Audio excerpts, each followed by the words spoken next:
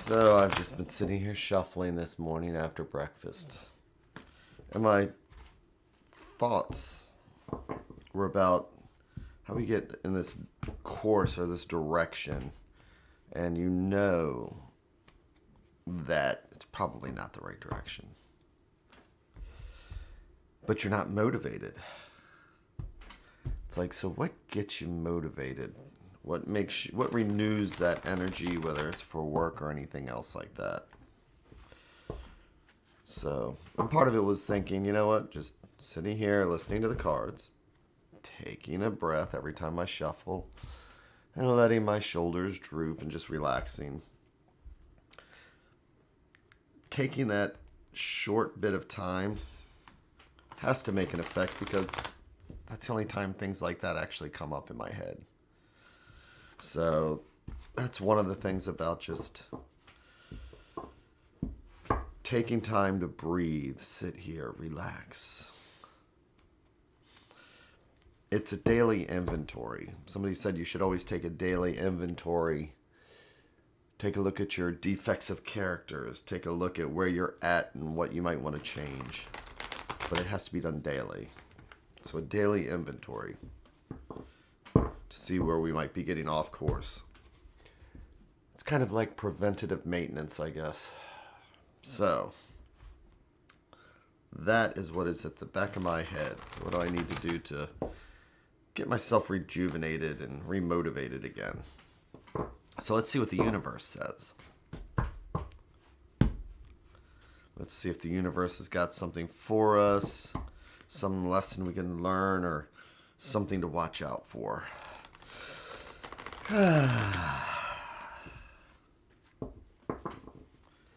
Let's take that 5 extra minutes. Have that extra cup of coffee.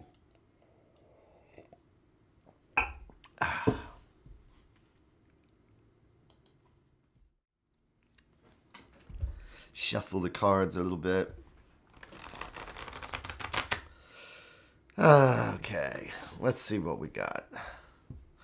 So, I take my cards and do my normal 3 stacks, which have 3 different threads going out to the universe, and each different thread that I pull would be a different conversation. So, think about that's that butterfly effect. If I pull this one, this is what we'll actually talk about, and it'll determine how long I sit here. If I do this one, it's a whole different conversation and could end up changing the entire day. But let's go for the heart of the matter today. Let's see. So I'm going to do my 3 and 1.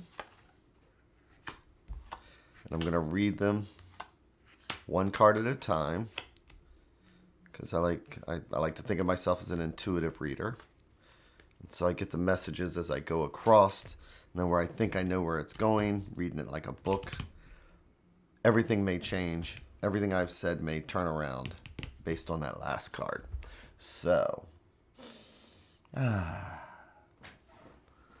see what we have. So, this is interesting. We had the 4 of cards as advice. And we went to 5. Then the next day we had the 5 as the advice. And the 5 is here. I need to go back and take a look at that because it looks like we have this pattern going on. And the 5s are traditionally about health, about issues that may arise financially, things that when things have taken a downturn. So let's look at this card here, where we have the King of Cups. This is somebody who can lead with his heart and his mind. Sometimes it can be a battle between the two, which can cause rough seas around the kingdom because this king might know that this is the right thing to do, but feels that this something else is the right thing. So he can have that battle. Then we've got the fiery Knight of Wands, who's looking towards the king. So with the 5 of coins, it's about taking a look at something. Oh, and bonjour. Hello, Stephanie. So with the Five of Coins, we need to take a look at maybe areas where things have not gone well. It could be health, it could be finances, it could be money, it could be... It's generally something that deals with security and safety kind of thing and health. So what is it that's been causing us problems? And what is the turmoil that's going on here? Because we intellectually know what needs to happen, but our hearts are telling us another thing. And so it's like a relationship. It's like you can sit there and you can think about everything logically in a relationship and say, this is this and this and this, and I need to make this plan. But the heart just doesn't go with it. And we generally follow the heart.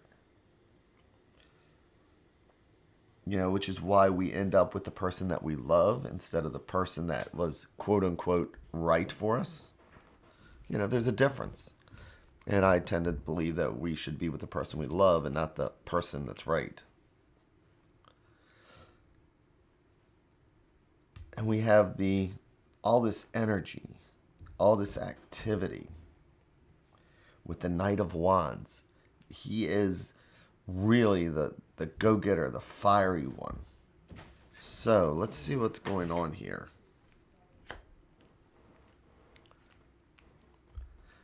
So we have the Moon card as the advice. So the Moon card is about walking through our fears, understanding our fears. It's one of those things where when you're walking through the woods in the twilight, that log could look like a wolf. Or the bush sitting over there could look like a person ready to pounce in the twilight. But when you see things clearly and in the light of the day, you can see it's just a tree fallen and that was just a bush. So this is about balancing out our fears and going at them fiercely.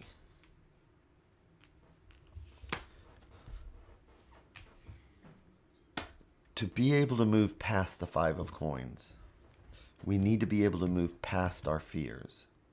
We need to be able to follow whatever course we need to. And we need to see it for what it really is.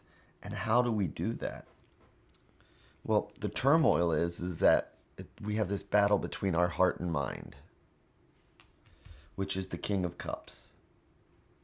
Great ruler, everything else, but as you can see, the seas around him. See that turmoil? It's because he does have that battle. So the turning point is the Knight of Wands, who's coming in here.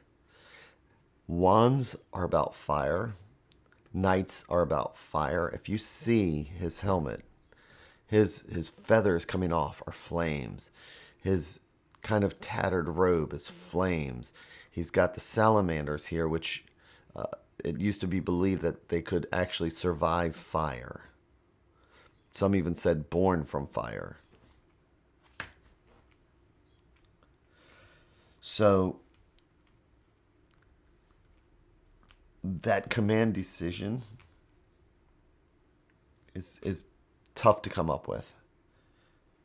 There's what we think and what we want. There's what we know and what we feel. And right now, there's that turmoil that's paralyzing. So the question is what's paralyzing us? What's keeping that king who's sitting here from making that final decision? Is it because we really want something and we feel this way? Are we afraid we're going to lose something? We need to take the king's logic. And the king ultimately will make that decision. And the seas will smooth out. But he needs to send this knight in there with the fire and with the flames, and a decision just needs to happen. The knight doesn't stop to think a whole lot. He's not thinking, how do I feel about this? What should I do? The knight is given a task, and we need to figure out what that task is. And then we need to either be the knight or ask the knight for assistance. What is going to illuminate our fears? What's going to illuminate what we're going through, so that we are not just kind of doing indecision, just floating here on water. The king is smart enough to know, I'm going to send in the right person with the right tools, handle the right task. And the knight's going to get things done. So who is your knight? Who is it that will help us take a look at what's keeping us down,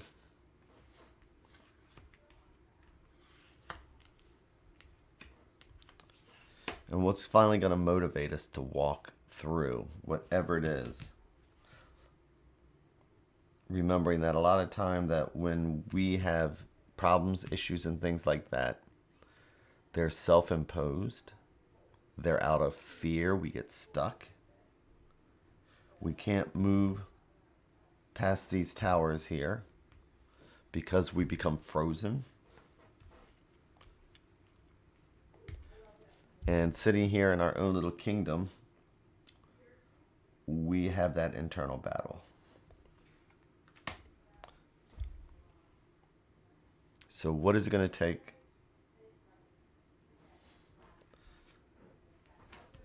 to illuminate what's going on and finally move beyond those towers?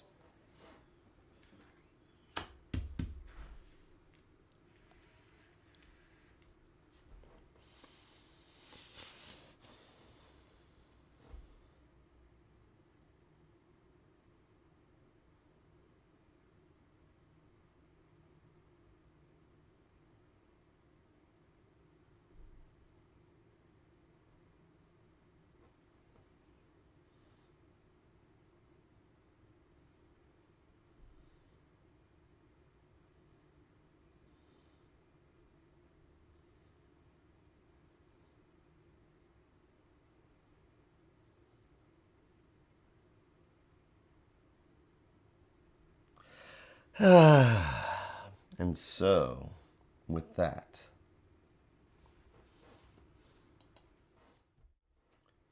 again, I hope you have an amazing morning, an amazing Thursday. Weekend's coming up. So, I hope that everything goes absolutely as planned today. Take care of yourselves, and I will be here again tomorrow, 5:30. So, thank you.